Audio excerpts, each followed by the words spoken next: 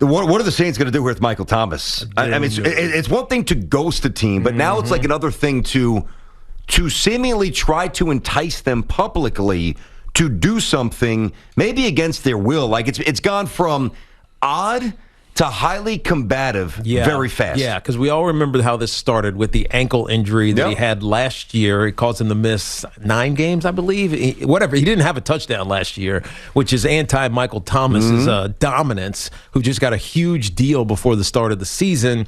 And so you knew something was amiss with him physically. And so generally, when you struggle through an injury-riddled season, you go figure it out. And if you need surgery, you get surgery right away.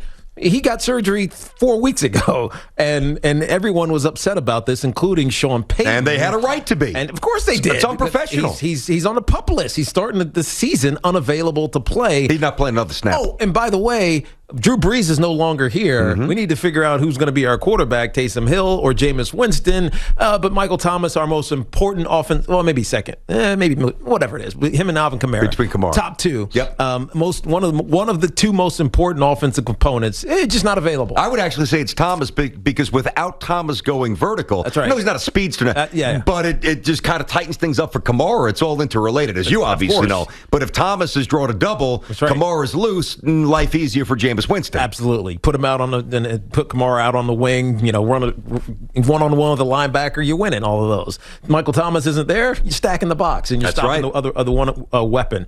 So my point is Sean Payton got upset about this, and he expressed his disappointment on Michael Thomas not getting. He did it publicly. I don't know if he did it to him, said it to his face, but he did it publicly, and a lot of people said that was public because he ghosted them, as BT mentioned. Like, didn't respond, didn't answer any calls, didn't talk to the team doctors or coaches, and then all of a sudden he shows up and I had surgery.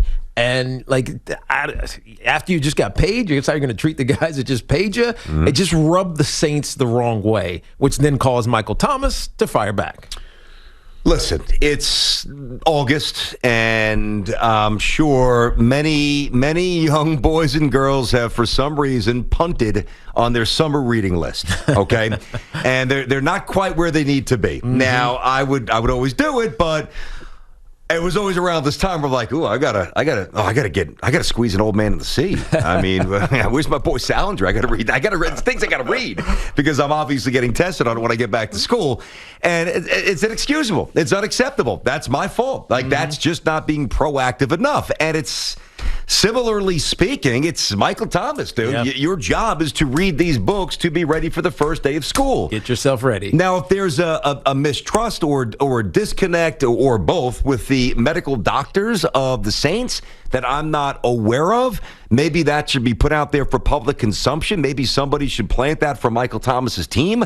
Hey, listen, they misread this imaging. This diagnosis was a month off. Like, if that's the case, then maybe I can see Michael Thomas's point of view, which would open up a dialogue where, okay, maybe this is why he waited 5 or 6 weeks to have the surgery that would have had him ready now. Like, if that's not the case, I can't get behind the guy. That's right. This is similar to Trent Williams, remember, with the Washington football team. 100%. Right? He needed some procedure, but he didn't trust the doctors, or maybe they did a procedure and they messed it up and he needed another one. He didn't trust anybody, and ultimately, where is he now? Same with Kawhi Leonard, by the way, Teak. Where is he? Same with Kawhi Leonard. We've seen examples of San Fran. He's with the 49ers. Yes, you're right. We've seen this. It's pretty common. It is pretty common, but I didn't hear any of this. That's why I don't think that's the case. And so I agree with you, but this is the tweet that Michael Thomas put out today, and just kind of out there. No context. It wasn't subtweeting anything. It was just kind of just thrown out into the ether. Quote, "They tried to damage your reputation. You saved theirs by not telling your side of the story."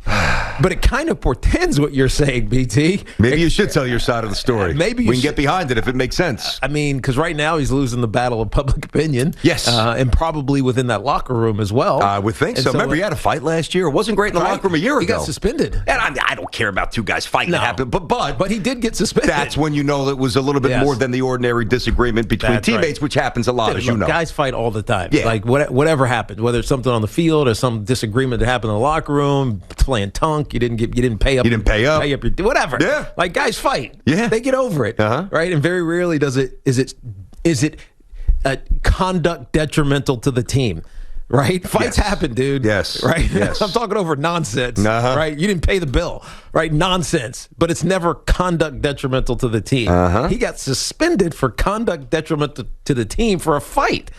So it tells you that something deeper was going on, for sure. Yeah, and listen, I guess we'll leave it at this. I don't know that, have we ever had Michael on? We've had Sean Payton on a bunch. I don't know if we've, even when he was with the Buckeyes, I don't think we had him before the draft. Mike, either way. I don't think so. I just say that because I'm not directly in tune with his personality. I'm used to him being a warrior on Sunday. Yep. But, Michael Thomas right now is not doing himself any justice. If he wants to get dealt, he's making it very hard for teams to, number one, he's not healthy. And number two, he's really compromising what the Saints can ask for if there's two-way motivation to deal him, which at this point, meaning the Saints want to deal him and he wants out, which seems to be the case, then he's got to at least present some sort of unified front to allow the Saints to get a decent deal in return. Yeah, you're right. Otherwise, it's not... it doesn't work for anybody. He needs to make himself attractive, is what you're saying. And right now, he's not presenting an attractive front for whoever might think about trading for him. So look, somebody will obviously want to. Yeah. Let's see. And it's not necessarily, it's not a huge dead number. What's the number at this point? It's only 32, 22 after next year. And that's with the trade, obviously. Well, the same thing with the trade is with with cutting a guy, but they're not going to cut him. It's pretty high, but if they're in a rebuilding year, if they get rid of Michael Thomas, maybe it's worth it. If he's that much of a headache, and we haven't gotten to that point yet, but it seems like it's heading that way. Yeah, every day it's compounded a little. That's the sentiment. So we'll obviously follow this. It's interesting. Camp.